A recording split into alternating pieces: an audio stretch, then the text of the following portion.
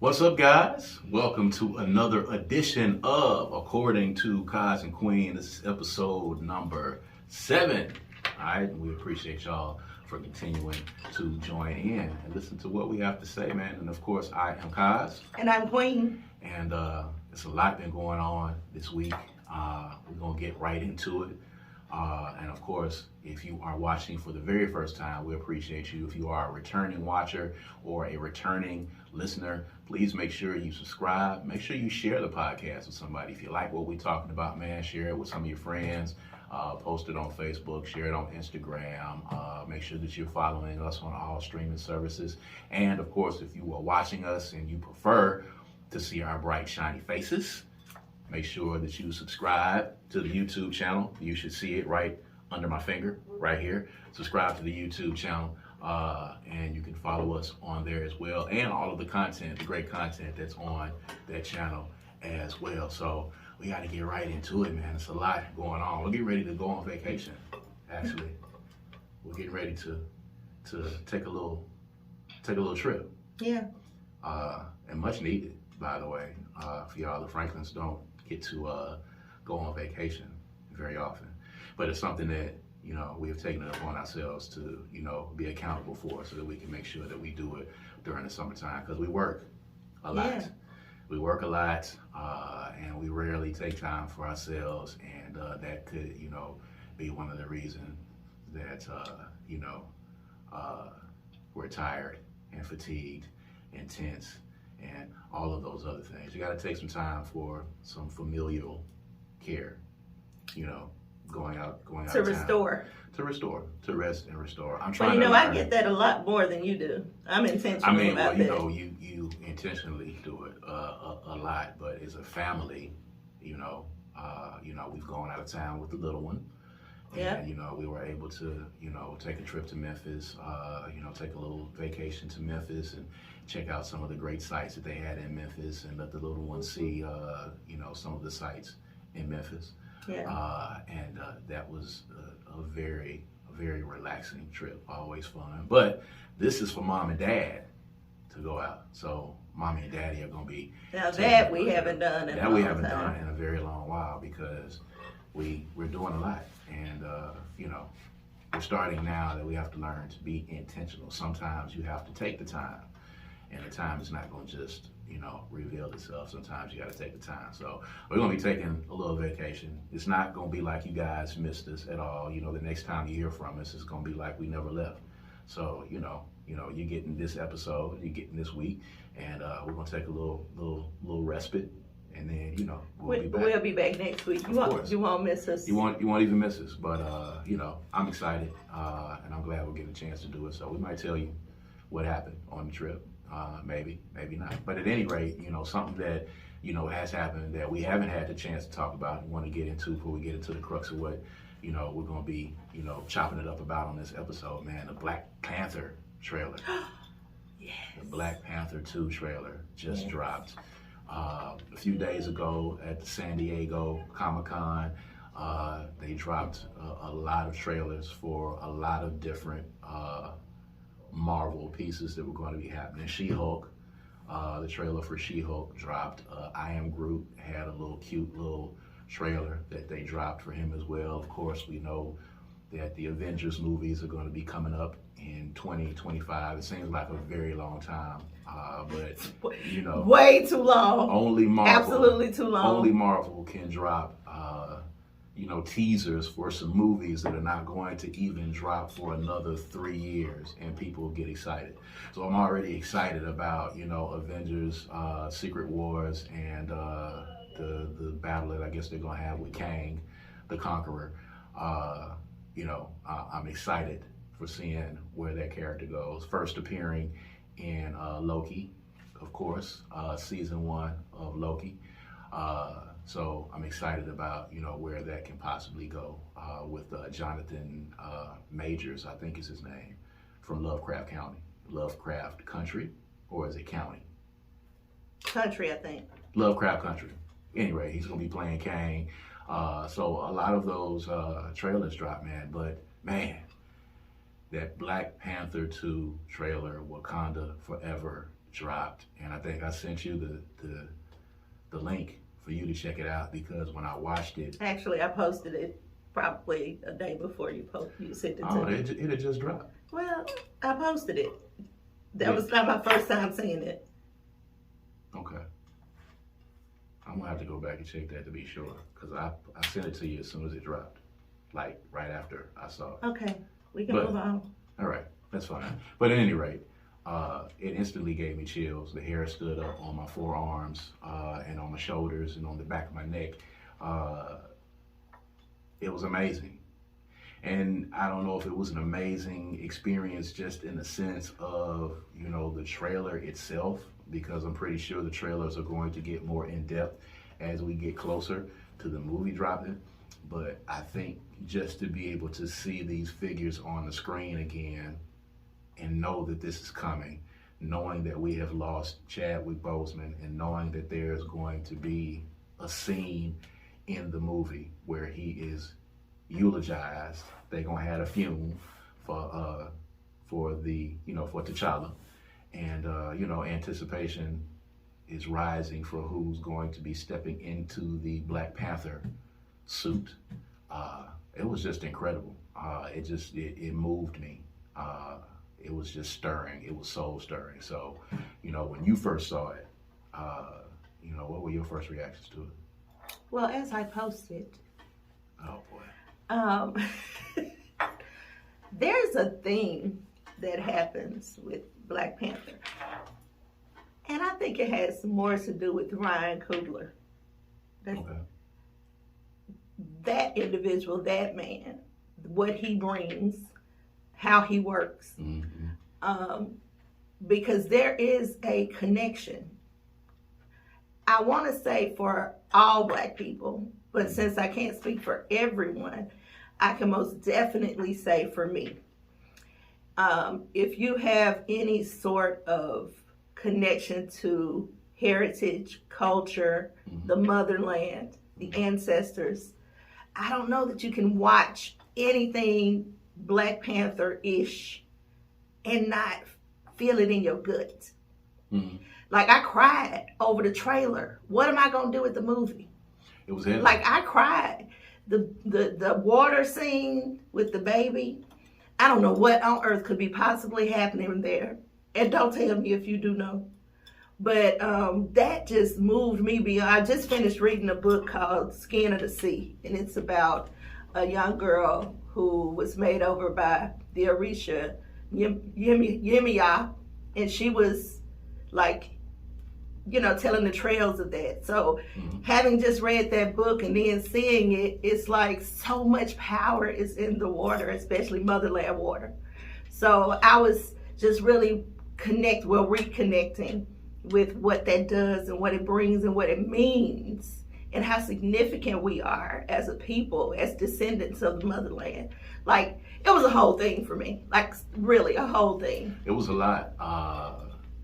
You know, listening to Angela Bassett, you know, talk about, you know, everyone in her family being gone, you know, queen of the most powerful nation in the world, and my entire family is gone.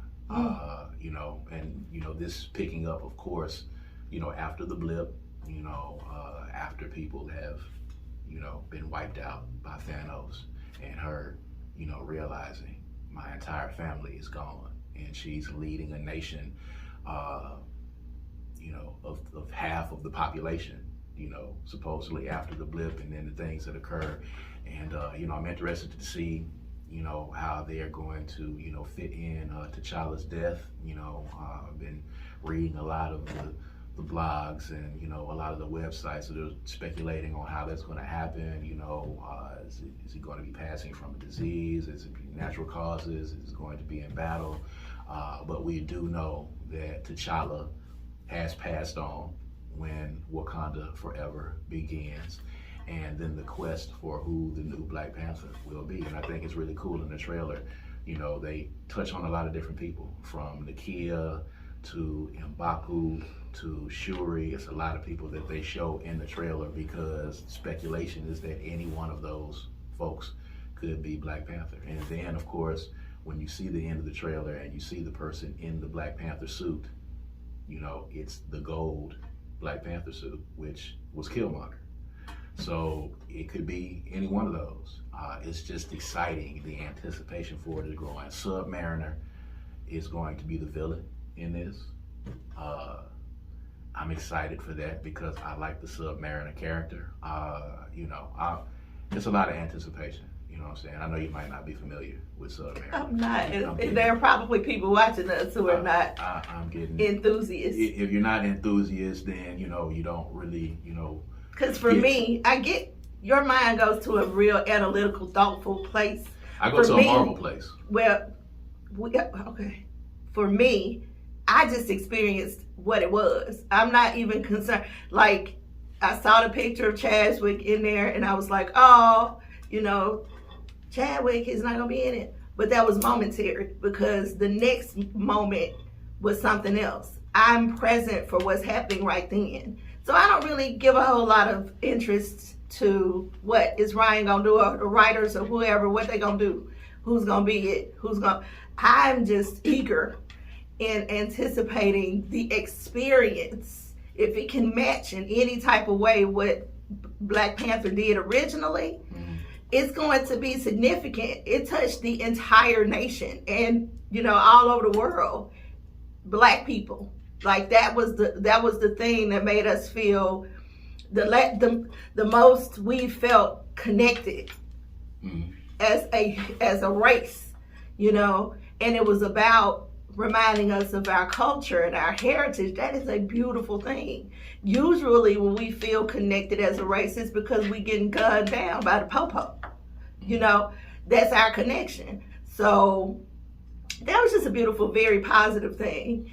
And I will research to figure out who the people are to get the backstory, but it's just not my focal point. I just want to have the experience of all the beauty and culture and heritage that's being presented. Naturally, for me, when I see trailers, even when the She-Hulk trailer, which I also didn't mind that. Yeah, that's gonna be cool. And there's gonna be some, of course, Daredevil was at the end of the She-Hulk trailer, and he's gonna be in the She-Hulk.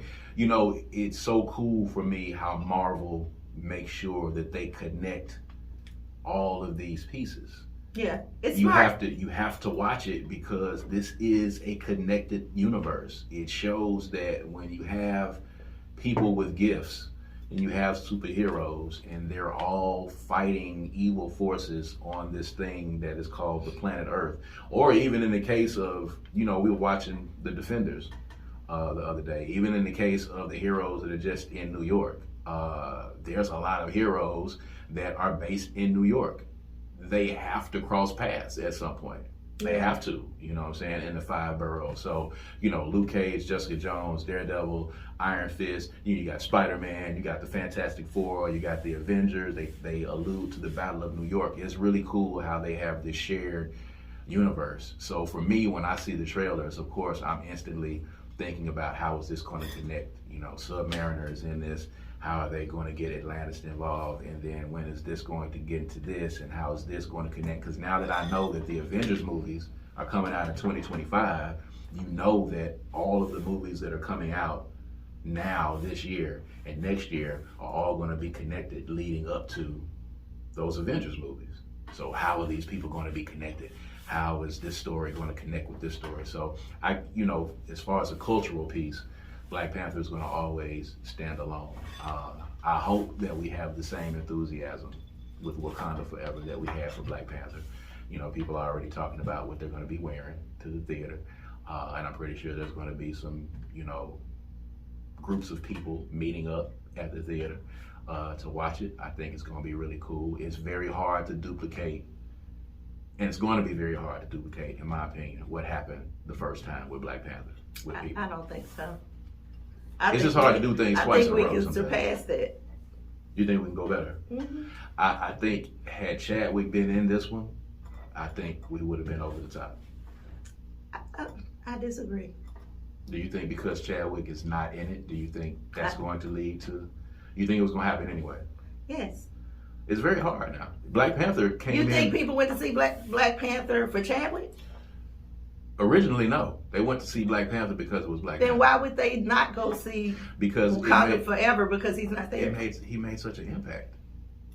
He did, but it's been a whole lot of time between his transition and now. It has been, and I hope it does. Like Black Panther was, what was it? Was it number 3, the third highest grossing Marvel film behind the Avengers movies? I think maybe 3rd or 4th. It made a lot of money, and it put the market for black superhero movies. For me, it took it to another level because it transcended all types of cultures. Like, this wasn't just black people going to see Black Panther.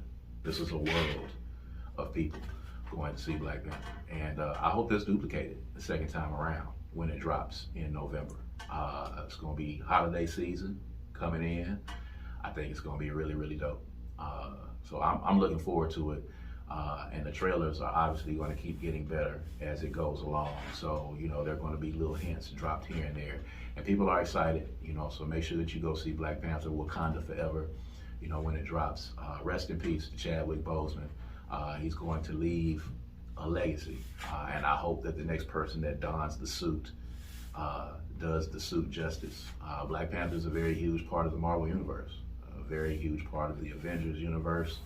And I hope they give that character the credence that it deserves, because they originally were not. They had to go back and add Chadwick into places in Infinity War and in, what was the second one? Endgame, because of the success of Black Panther. And I think that was really dope at the end of the day. So with that being said, the next thing I think you're going to be excited to talk about is speaking about anticipation and excitement. I'm hearing that they're charging $1,000. Chris Brown is charging folks $1,000 for meet and greets after his shows. So we talked about this a little bit briefly. Of course, we bring y'all conversations that we have at home. I'm just going to give you the floor for these $1,000 meet and greets for, you know, one of your favorites, Chris Brown. Is it worth the $1,000? Listen, you talking to somebody who fills up a cart and never purchases. Like, I'm cheap. So as much as I am a fan of Chris Brown, I am absolutely Team Breezy. Baby, I'm not paying $1,000 for no picture. It looks like you get a picture and a hug. I'm not paying $1,000. Chris Brown need to pay me $1,000 for a hug. All right. My hugs are significant. I would agree with that, baby. And the pictures that I've seen are really cheesy. Like, I don't know. I mean, but you know, people spend a whole lot of money to go to Essence and to buy shoes and things like that. I ain't trying to spend nobody money. But I'm not spending $1,000 to see nobody. This is for the meet and greet now. This is not the show. This ain't even a show. I don't care. Is he? I need him to come ride with me somewhere. Let's go have a private conversation. Let's take some shots together. I want to meet your mama. Like, I need more than okay, well, let me ask all you of this that. then. Give me the list of things that you would need to happen for that $1,000. Baby, I can't spend that. There's nothing he could do. There's nothing he could do. If you want to spend $1,000 for me to meet Chris Brown, then that would be sufficient. I'll do that. Put that into the atmosphere. I'll take that. I will gladly take that. But my money of the Chris Brown meet and greet. I'm not spending $1,000 on nobody for nothing. Not as it relates to celebrity life and just being in the presence of. No. Oh well. I'm not paying $1,000 to see Jay-Z. Hell, that one threw me for a loop right there. If he came to my house, like knocked on my door and said, I'm "I'm here to see," it's got to be just me. Just me. No time limit. No, you get no time limit. You get an hour with him. Give me 3 hours. Give me 3 hours with Jay-Z at my house. I'll pay $1,000. 3 hours. Or maybe I would. You didn't prepare me for that question. Let me think about that. The Jay-Z part? Yeah, I'm getting a little stuck in my throat trying to answer that question because I'm not really sure. $1,000. $1,000. Jay-Z gives me a gift of his choice. It could be whatever he wants to give me. Pay for it though at that point. But it could be a $5,000 gift that I paid $1,000 for. Okay. So if he gave me some kind of gift, and maybe let me listen to some music that nobody else listened to ever. Okay. And let me take a whole photo shoot. Like I get all dolled up, all beat faced and everything, and he is in the picture with me. That I would pay $1,000 for. Like not know the way I've seen those people. It is a lot. It's a lot. $1,000 is a lot. I mean, I will have to agree with you there. For me. You know, there are people, I guess, who I'm very it's frugal. not a problem for. I'm very frugal with my money as well, as I'm sure you will attest. But I have other things that are way more significant that I could spend $1,000 towards. Is a lot. Now, I'm trying to figure out where these people are getting this disposable income to spend this $1,000. I ain't trying to spend their money. Do what you I mean, do, I'm but not the kids. You buying a ticket to the show, and then you got the $1,000 that you're spending for the meet and greet. Like, you know, one young lady jumped up into his arms, and she got a picture, you know, being held by Breezy. You know, the other people kind of took the prom pictures that are there. You know, and I don't know what else is coming with the meet and greet. I don't know if the $1,000 is going to be worth it. I think this is a trend that's about to start, though. Sure, you might as well shoot your shot. As a matter of fact, on the other hand, I have no problem whatsoever with Chris Brown doing it. Like if you do it, if you throw it out there and somebody bite it, you might as well. You put it out there. If they like it, they're going to take it. If they don't, they're going to send it back. They're going to send it back. And they're not sending it back. He's getting people lined up to do these meet and greets. So, you know, now I could see that, you know, this trend is going to probably... Meet and greets is not something new. This isn't a new thing. I think all of us are aware of that. You know, artists do meet and greets on small levels and huge levels. You've heard of that before? Yes, but not $1,000. Yeah. I've heard of, you know, Big Crit has done meet and greets when he's come to Jackson, but it's like, you know, an extra $25 on top of your ticket. Yeah, I've heard of that. Yes. And you're going to get the same thing, basically. You're going to get a picture. You're going to get a handshake. You might get a, hey, I remember when you was doing such and such, such and such, and you get a brief conversation, and you get that with a little uptick on your ticket added on. That's your meet and greet. And you're going to walk off with some merchandise. And that's it. People have been doing that for a while. I have not heard of $1,000. I've heard of meet and greets. I've heard of paying a little bit extra. I've heard of those, but I have never. This is the first time I've heard of the ticket being $1,000. Like, that's $1,000 is really steep. But I also wouldn't pay $300 for a ticket to your show either. So I might not be the right person to ask, because I believe that I'm the kind of person where I only like the show for certain people. You have to be able to do a magnificent live show for me to want to pay for it. That's significant. That's fair. I come from growing around people who did real intensive shows. They did a whole performance. They didn't just get up there with the microphone. So, but I like to hear the music. I like to sing along. You can't music soul child me by getting up there on the stage and changing a whole song, and I can't sing along with you. For those who are not familiar, music soul child me is a term that we use in the Franklin household after watching the verses, of course. So explain to them when you say don't music soul child me, you got to tell her what you mean. Don't music soul child me means that I can't sing along to your song at your concerts because you are riffing and running all over everything. Runs on everything. Runs on everything. You breathe runs. Hello becomes a run. Like everything is a run. We know you can sing music. Calm down. Just sing the song. Like, I'm irritated. A song full of runs. Yeah, I'm irritated because I can't even sing the song. This is my favorite song. I can't even sing along with it because you all over the place with your runs.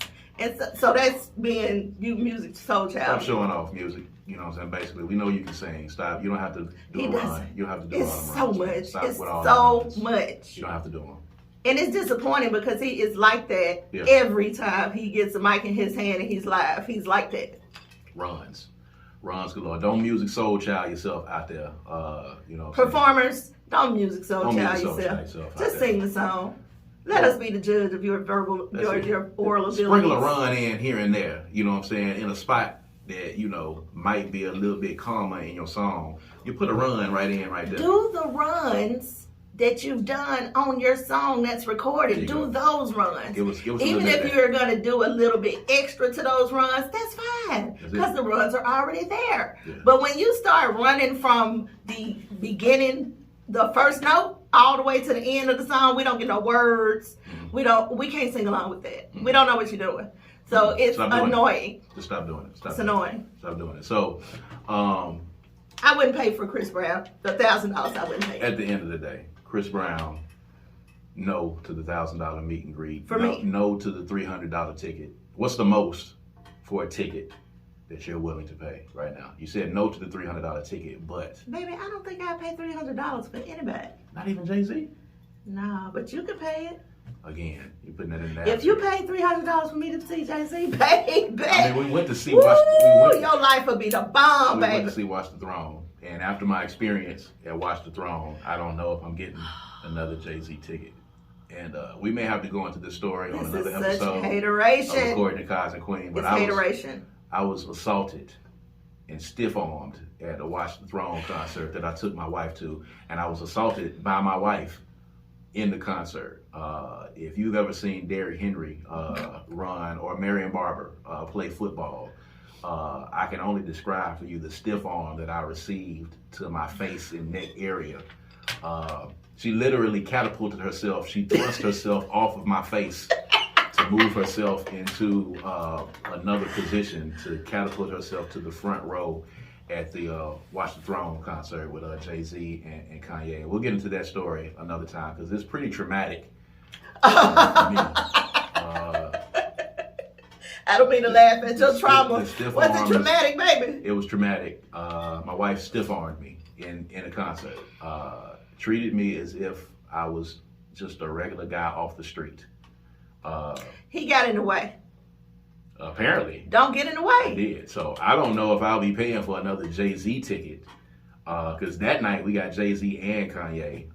And it was a wonderful show, by the way. I didn't go to see Kanye. I'm not interested in having my face mushed. All right, again. Back to the subject because I'm sorry for that. I really am sorry. That's fine, baby. I still love you. I'm sorry that you got in the way. I just want you to know that, there's scars. Baby, I really feel like you were out of line. You tried to stand in between me and Jay-Z. I was trying to save you from getting stampeded. I was doing. You didn't give me enough credit, though. You didn't give me enough credit. I had it under control. I don't think. But let's move on. I don't think you did. Let's move on then, because I'm sorry that you feel that way. Okay. Well, but if you ever try to get in between me and Jay-Z, the same thing don't happen. And here's the threat again: the threat of physical violence again to my face, right off the top. See how easily it happened. I'm sorry, baby, but if you ever get in the middle of me and Jay-Z again, it's going to happen again. And, it may be even more severe. I'm just trying to do my husbandly job. And I thank you. Trying to protect my wife, and I was assaulted. So I don't know. Jay-Z ticket could be $30. Here's what I paid $300 for.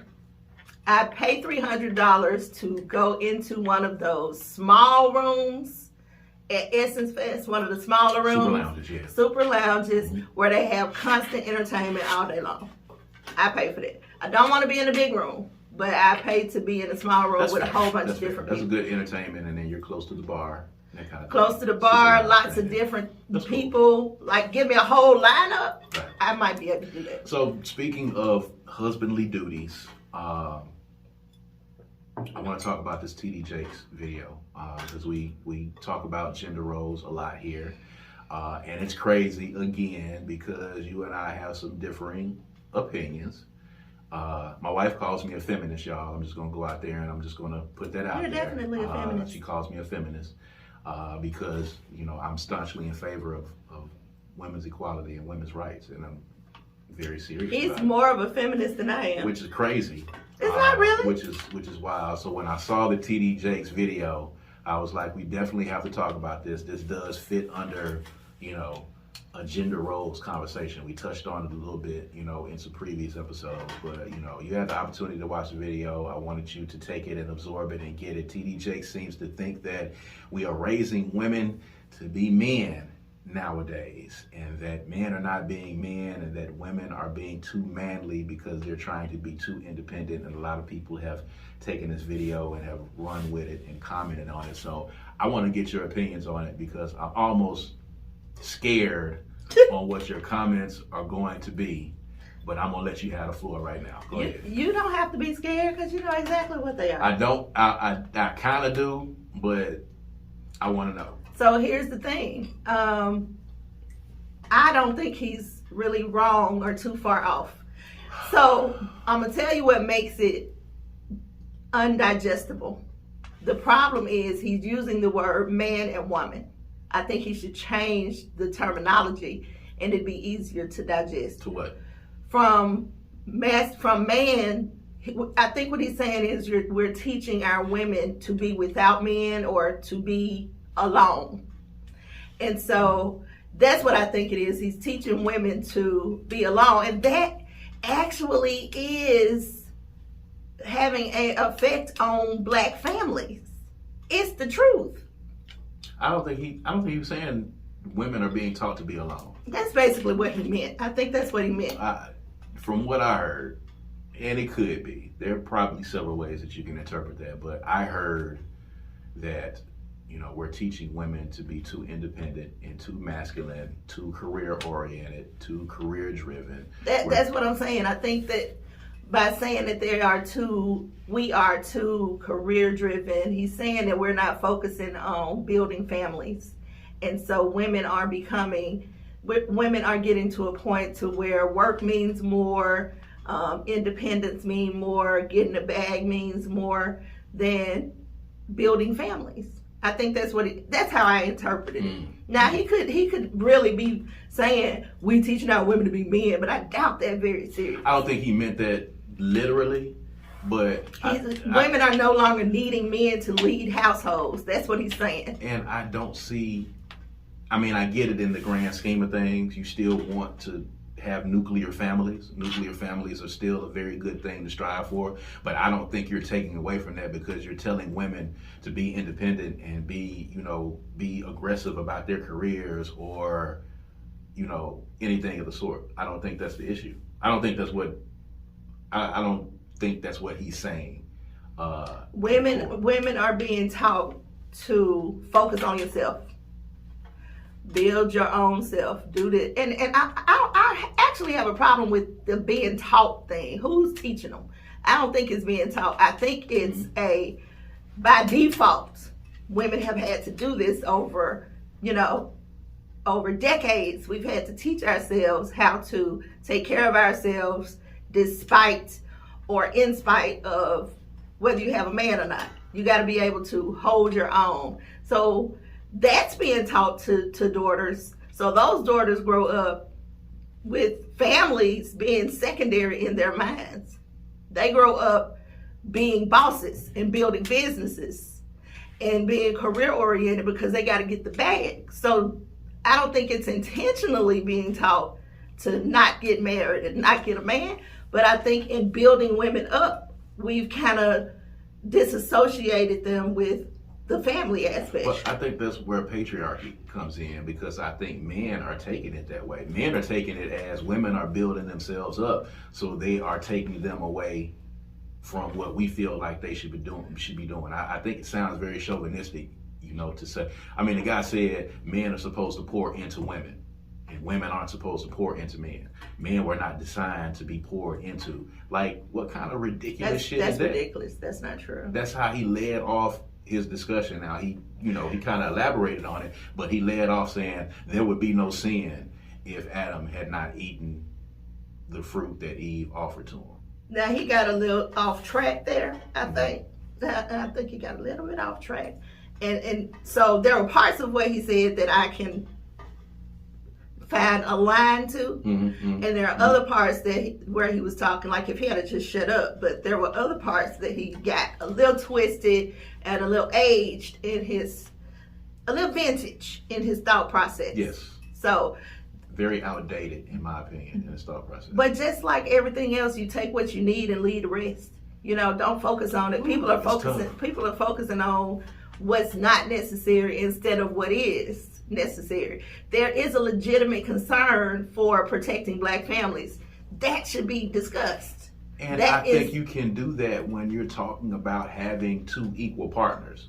I think we talk too much about this roles thing, this gender roles thing is what is classically a problem for me, because in him saying men are not supposed to pour into women. I mean, men are supposed to pour into women, and women are not supposed to pour into men. And if you're asking your woman for some money to go get something to eat, and your woman is career driven, it sounds like he's saying women are supposed to be at home raising kids, cooking dinner, and taking care of the family, and the men are supposed to come in and pay all the bills, and that's the way things are supposed to be. And because we have gotten away from that, things have broken down. That's not at all what I took that as.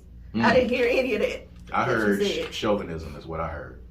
I heard protecting black families. I don't think you are hurting black families by having strong, independent women. Do you feel like that?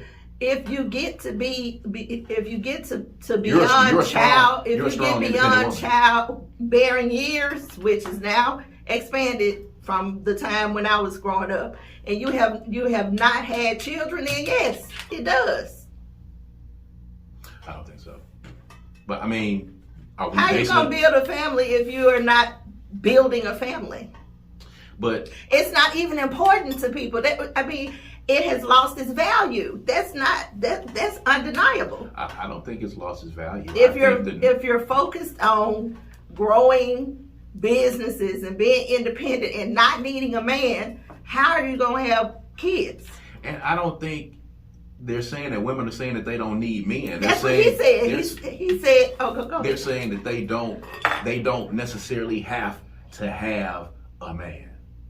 They want men, of course. They want to have families, they want to have kids, but it's not something that if you are 40 years old and you're not married and you don't have any kids, your life is ruined and it's over. It's not that anymore. It used to be the old maid being the spinster that's a certain age that doesn't have a husband and doesn't have any kids, but that's not the case now. You know, women are executives, they are bosses, they are, founders of organizations, they're doing great things. I look at it as an opportunity for women to be equal partners in marriage and in business. And I think women are saying now we'll get married and have a family when we feel like we're ready to get married and have a family, not because society tells us that we need to have a family at a certain time. Does that make sense? Mm-hmm. That's all you got? I'm just saying, man. It was... I don't know. Those discussions and those things are, it's just over the top for me, because this whole gender roles thing for me, I think now in this day and age is just weird, because you got a lot of people who have an expectation on what a particular gender is supposed to be doing when it comes to relationships and when it comes to marriage. And I know we differ on that. I know we differ a lot on that, but I think a marriage should be an equal partnership. I consider you to be my partner. I consider you to be my teammate. We are building a kingdom. And in that, we are teammates in that effect, and we are equal partners in that effect. We are a team. It's a bond. It's a marriage. I feel like in marriage, the man should care for everything, and the woman should be there when needed, and there to support and there to contribute. But I feel like we have gotten away from the idea of, I don't know, it's just really strange for me to chew on this idea of women. I think it's fine once you get married and you have this agreement and you have come to terms with what it is that your marriage is going to be. Everybody gets to decide that for themselves. What I think he was speaking about, and I think it's more about spirituality than it is about gender roles. Mm-hmm. What T.D. Jakes was talking about. I think he was speaking more to the foundation of the family and men being able to. Now, the part that I don't get is the pouring into. Like, men should be pouring into women and women should be pouring into them. Should not be. I think they should be. Absolutely. I think both should be pouring into each other. Absolutely. So that part I don't understand what specifically he was trying to say there, but I ultimately... He said women are supposed to be givers. And no, I think he said the men are supposed to be the I got to go back and watch it. He was basically saying that men are supposed to be, doing, I'm doing this hand motion for y'all that are not watching the video, but the men are supposed to be into the women, and the women are just basically, there to just say, okay, thank you for the love, and reciprocate that love back for what it is that you are giving and putting out for this family. Well, I will say that there are housewives out there and people who run their families like that. And if that's how you want to run your family, and you choose to run your family that way, then that's great. That's up to you. That's totally fine. Yeah. So your opinion is your opinion, mine is mine, and his is his. I know that's not saying a lot, but that's all I got. It's not. I'm feeling like, I don't know what I'm feeling. Try. I'm feeling like, I don't know, because I know we differ on this, but I think at the essence, I think, you were saying, of course, that he had points. But again, I think on the gender roles thing, because we have talked about this before, to kind of bring it back, we do differ in opinions on this, because I just don't really understand, because in my household, I saw a partnership. I think we talked about this on the very first podcast, or maybe it was the second one. We were talking about fatherhood, but I saw teammates. I saw both of them coming to the table, both of them cooking, both of them cleaning, both of them paying bills. It may have been a skew, 60-40 here or there in some instances. I saw that all the way up, and I saw that as a model that was working for building a household. You came up in something that was probably, I think basically it was a 180. It was a total 180, was it not? Mm-hmm. Totally different. A total 180. So I think they kind of shaped, and I think we've had to make some compromises on it. But it's kind of shaped. Oh, we've definitely had to make compromises. Yeah. Let's be clear about that. Yeah. So, I don't know, it's crazy, man. It just feels chauvinistic to me. This idea, this super machismo idea. And he was like, you as a man, you're not supposed to, have your woman to pay for lunch for you at some point. What if you forgot your wallet? What if you were having a bad week? What if she wanted to pay for lunch for you? Or what if you needed it? Or what if, y'all had an agreement to switch? There's a lot of different scenarios where, men are being told that you're not supposed, I'm not with you're not supposed to do this. Or if you're a woman, you're not supposed to do this. Like the women are not supposed to be professionally aggressive, and the women are not supposed to, be single, and they're not supposed to do this, and the men are supposed to do this. I'm just not big on the roles that society tries to make you have to fit into. Or the church. Or the church. The church. And I think a lot of people, because it was T.D. Jakes, I think they took it as an edict from the church as well. It's 2022.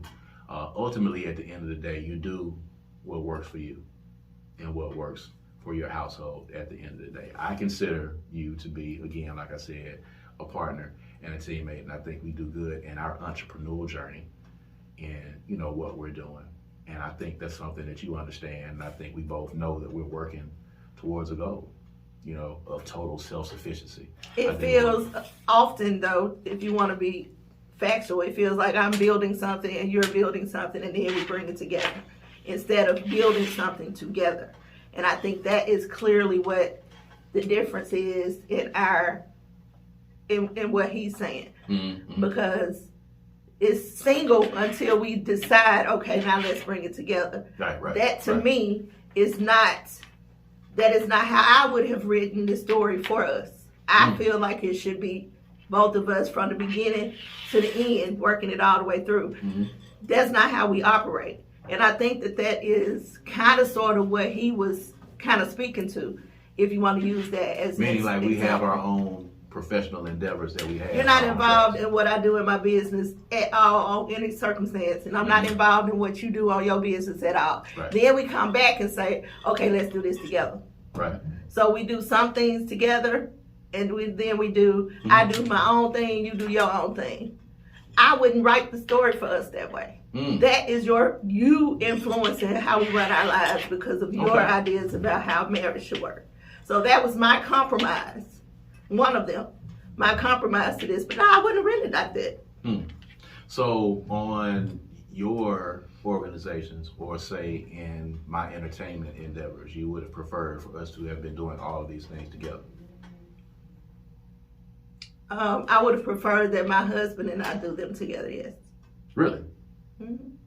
If I had written it, it's done now. That chapter is written already. Yeah, it is. There are other chapters to be written, but I mean, you know.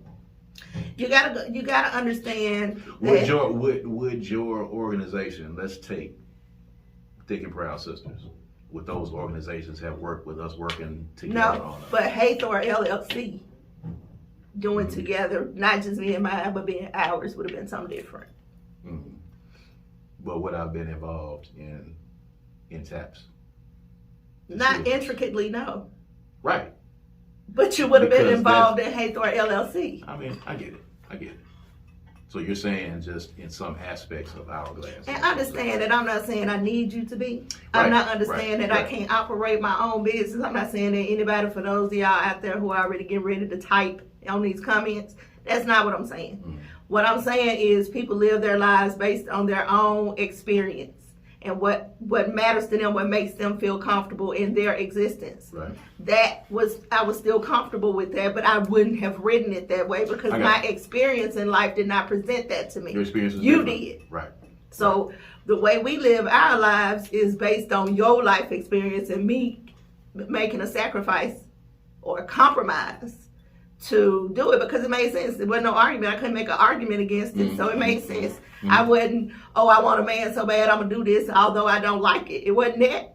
It was just, this makes sense. Let's try it and see what happens. But I wouldn't have written it that way.